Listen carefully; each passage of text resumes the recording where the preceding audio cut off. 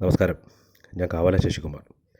ശ്രീനാരായണ ഗുരുദേവൻ രചിച്ച നാരായണീയം എന്ന തലക്കെട്ട് കാണുമ്പോൾ പെട്ടെന്നൊരു ആശയക്കുഴപ്പമുണ്ടാകും. മേൽപ്പത്തൂർ നാരായണ ഭട്ടതിരിപ്പാടല്ലേ നാരായണം രചിച്ചതെന്ന്.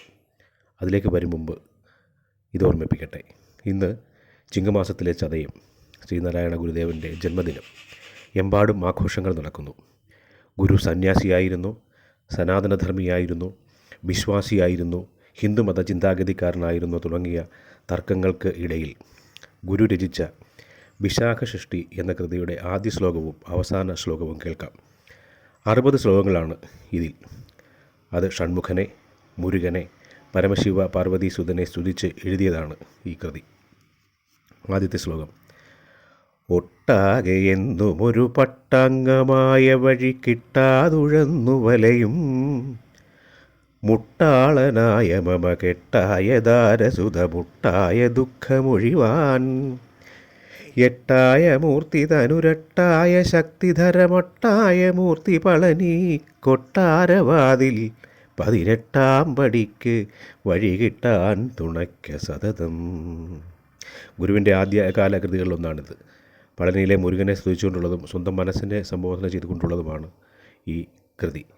ഇത് മലയാളത്തിൽ മത്തേപം എന്ന് പറയുന്ന വൃത്തത്തിലാണ് എഴുതിയിരിക്കുന്നത്. അതിന് നൽകിയിരിക്കുന്ന നടരാജ ഗുരുവിൻ്റെയും മറ്റും വ്യാഖ്യാനങ്ങളുണ്ട്.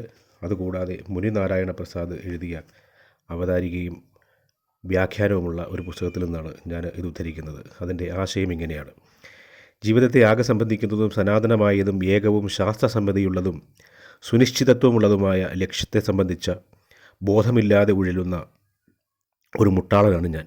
അങ്ങനെയുള്ള എനിക്ക് ബന്ധകാരണമായി തീർന്നിരിക്കുന്ന ഭാര്യ, മക്കൾ എന്നിങ്ങനെയുള്ള തടസ്സങ്ങളുടെ രൂപത്തിലുള്ള ദുഃഖകാരണങ്ങൾ ഒഴിഞ്ഞു കിട്ടുകയാണ് വേണ്ടത്.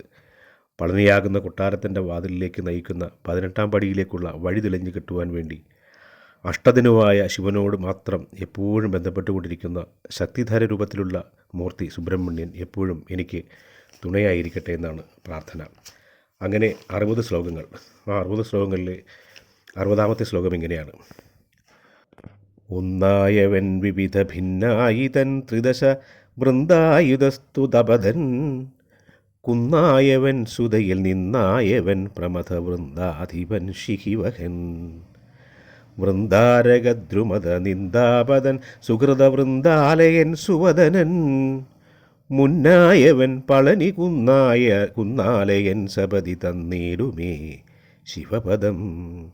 ഏകസത്യമായി ഇരുന്നു കൊണ്ട് പലതായി ഭാവം പകരുകയും അങ്ങനെ ഭാവം പകർന്നതിൻ്റെ ഫലമായി ഉണ്ടായ എണ്ണിയാലൊടുങ്ങാത്ത ദേവസമൂഹങ്ങളാൽ സ്തുതിക്കപ്പെടുന്ന പാദങ്ങളോടുകൂടിയവനും കുന്നിന്മകളുടെ മകനും ശിവപാർഷദന്മാർക്കെല്ലാം അധിപനായിട്ടുള്ളവനും മയിലിനെ വാഹനമാക്കിയിരിക്കുന്നവനും വരദാനത്തിൻ്റെ കാര്യത്തിൽ ദേവലോകത്തിലെ കൽപ്പവൃക്ഷത്തിൻ്റെ അഹങ്കാരത്തെ ഇല്ലാതാക്കി കളയുന്നവനും സകല പുണ്യങ്ങളുടെയും ഇരിപ്പിടം ആയിട്ടുള്ളവനും സുന്ദരമായ മുഖത്തോടു കൂടിയുള്ളവനും സകലതിനും ആദികാരണമായിട്ടുള്ളവനുമായ പളനിവാസൻ കയ്യോടെ ശിവപദം തരുമല്ലോ എന്നാണ് ആ കൃതി അവസാനിക്കുന്നത്.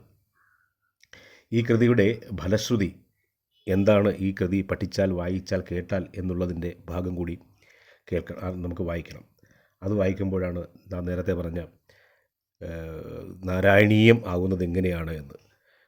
ഫലശ്രുതി ഇങ്ങനെയാണ്: ഇത്തിൽ കൃഷ്ടവിശാഖഷഷ്ടി സമഭിഖ്യാതം മഹദ്വർണ്ണനീയസ്ത്വത്തുൽക്കടമോദമെൻ്റെ രുജശാന്തിക്കായി രചിച്ചേനഹം അത്യന്തം ദൃഢഭക്തിപൂർവമിത് പാഠം ചെയ്വവർക്കും ഗതപ്രത്യൂഹാദി കൊടുത്ത് സൗഖ്യമധികം നൽകും ശിവൻ ഷൺമുഖൻ.